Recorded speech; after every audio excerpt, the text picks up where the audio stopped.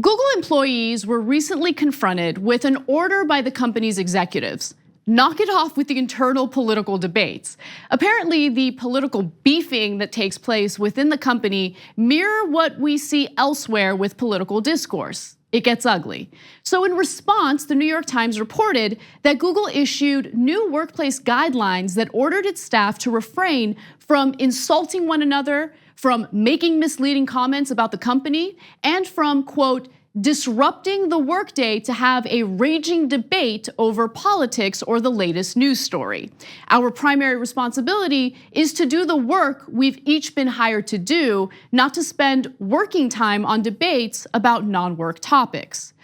What sparked these new guidelines, considering Google was once revered as a workplace that celebrated freedom of expression, was that last year, one of the search giant's conservative employees was fired, and like most paranoid conservatives who bask in professional victimhood, he believes his firing had something to do with his right-wing views. Google gets a lot of new grads from college, and a lot of college grads are indoctrinated when they come right in. Another issue is that the more activist employees are given a lot of free rein within Google. There are no adults in the room. There's nobody telling them, treat your coworkers with respect and try to act unbiased. It's just not part of the culture there. So that was Kevin Cernekee. Kevin Cernekee spent much of his 3 years at Google complaining about how conservative employees are treated differently and unfairly compared to his liberal coworkers.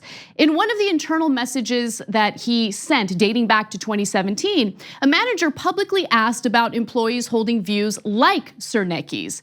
And this employee wrote, quote, "Can't we just fire the poisonous already?" While Cernekee was eventually fired, Google claimed its decision actually had nothing to do with his political views and everything to do with his violation of company policies, including, and these are serious, improperly downloading company information and misusing their remote access software system. But it's important to note that, according to the New York Times, Cernekee wasn't so innocent in his political rhetoric either. In one instance, he, quote, urged Google colleagues to raise funds for a bounty to find a person who punched Richard Spencer, a prominent white nationalist, in the face. Yeah. In other words, Cernekee was interested in putting someone on the left in the crosshairs of increasingly violent and dangerous right-wingers. And he did so in an effort to defend a well-known white nationalist at a time when right-wing domestic terror has claimed the lives of dozens of innocent Americans. Due to this controversial discourse and the right-wing success in crying enough that they make themselves out to be the disenfranchised victims of a political ideology that seems to have little power relative to their own, Google decided to nix political speech in its new guidelines. Look, I actually think this is a bad idea, especially at a time when political speech, regardless of how controversial it is, needs to be encouraged. What is the point of protecting and celebrating speech if it can't be used in this political moment? Before I go on to make my case, let me just list obvious caveats. Speech by bad faith actors or statements that slander people or incite violence are not protected by the Constitution and should not be protected in any private work environment either. For example, when Alex Jones spread conspiracy theories about parents who literally lost their kids in the Newtown massacre, he incited violence toward these grieving parents, and that's not protected speech. And those types of statements aren't useful for those looking to engage in debates as, again, good faith actors. However, debates about sensitive political issues need to be supported. Otherwise, one side gets to control the narrative. Telling people to avoid political discussions doesn't make problematic ideologies go away. Rather, it empowers and emboldens those ideologies. And let's also keep in mind that the right wing wants to make themselves out to be the victims of the intolerant left. Let's not feed into that nonsense. At the same time, government officials on the right are doing everything they can to censor speech they don't like. And I feel like that doesn't get covered enough. In fact, over the weekend, the New York Times published a damning story about a loose collective of conservative operatives who are busily collecting opposition research on prominent journalists who publish anything critical of Donald Trump. This whole point is to intimidate journalists and discredit those who dare to do honest reporting on the Trump administration and the White House. The research is said to extend to members of journalists' families who are active in politics, as well as liberal activists and other political opponents of the president. It is targeting not only high-profile journalists who challenge the administration, but also anyone who works for any news organization that members of the network see as hostile to Trump, no matter how tangential that job may be to the coverage of his presidency. And it is being used explicitly as retribution for coverage. The right wing is already fighting hard against the press and its constitutionally protected rights.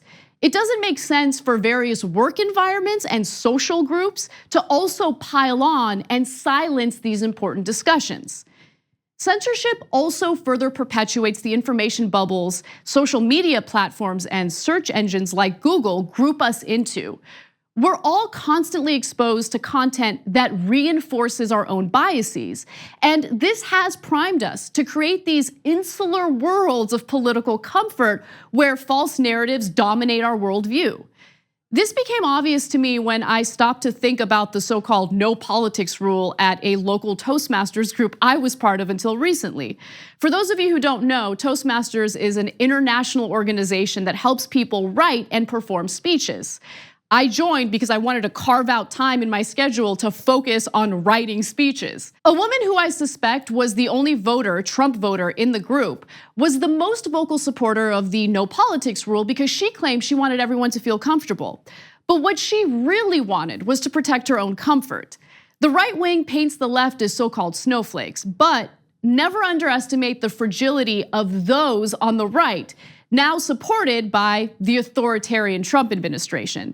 The woman in our group didn't want anyone challenging her political views and preconceived notions, as was evident in her silence when one member of the group gave a speech on how awesome Hitler was. As the Trump administration put children in cages, inched closer to war with Iran, punished journalists for doing their jobs, exacerbated the climate crisis, and provided a cover for right-wing domestic terror on US soil, speeches on anything other than politics honestly seemed silly to me. People presented all sorts of feel-good motivational speeches. The conservative in the group gave countless lectures bragging about her own small business. These are topics they felt passionately about. But speeches about the importance of maintaining our democracy or challenging the most powerful man on earth were banned. Silencing people who want to civilly share their thoughts on these controversial issues felt wrong and anti-democratic, so I quit. A few years ago, Google fired an engineer named James Damore due to an internal message he sent regarding the lack of female engineers at the search giant. As I said at the time, I didn't think it made sense to fire him. Members of the media summarized his internal message inaccurately, in my opinion, and rather than use the situation as an opportunity to encourage a much-needed discussion on gender in the workplace, Google squandered a teachable moment, a teachable opportunity, and let Damore go. That actually pushed Damore further to the right and helped the right wing continue to push this narrative that the left isn't interested in debate, that we're afraid of debate. Google CEO Sundar Pichai argued that he had no regrets about the decision to fire Damore. But what did the company really accomplish other than appeasing a few sensitive employees at the time?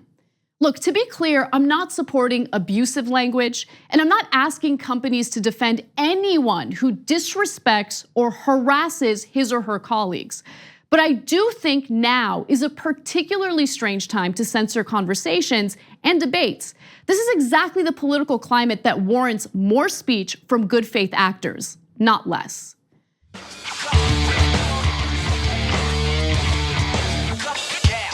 Oh, you know you want to see more videos like this. Just subscribe to the channel below. And don't forget to become a TYT member and download the TYT Plus app on your phone. Head over to tyt.com/join today.